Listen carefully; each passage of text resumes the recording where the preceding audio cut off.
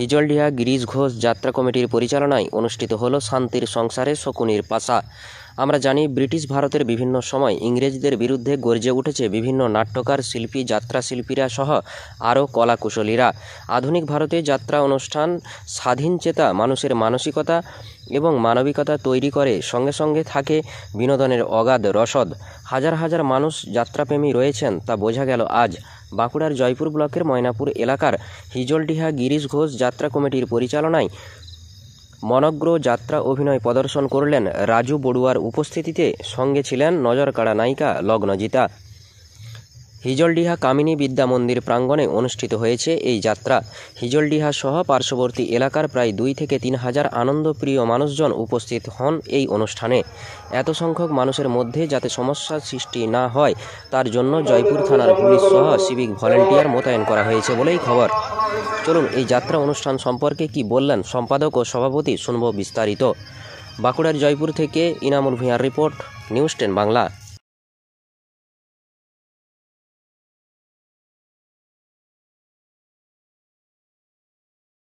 আমাদের হিজলডিহা গিরিশ ঘোষ যাত্রা কমিটির পরিচালনায় আমরা একটি যাত্রা মঞ্চস্থ করতে চলেছি, বা হচ্ছে, এখন অনুষ্ঠিত হচ্ছে।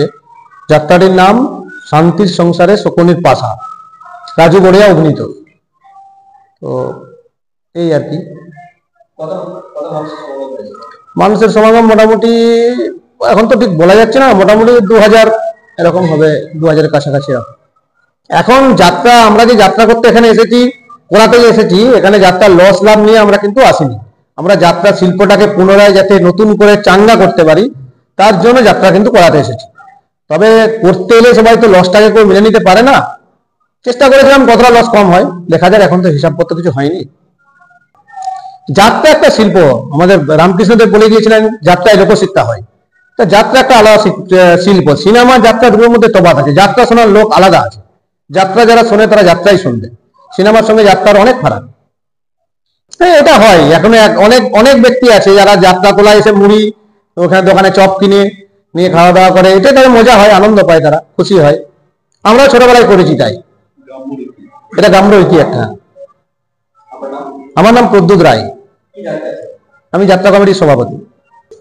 এটা সূত্রপাত, আমরা 2021 সালে প্রথমবার যাত্রা করিয়েছিলাম, এবং যাত্রা সংস্কৃতির যেহেতু প্রধান স্তম্ভই বলতে পারি বাংলা যাত্রা শিল্পর গিরিশ ঘোষ, তাই ওনাকে স্মরণ করে এই যাত্রা শিল্পকে বাঁচানোর জন্য আমরা নাম দিয়েছি হিজলডিহা গিরিশ ঘোষ যাত্রা কমিটি, এবং আমাদের গ্রামের নামটা উল্লেখ করা আছে হিজলডিহা।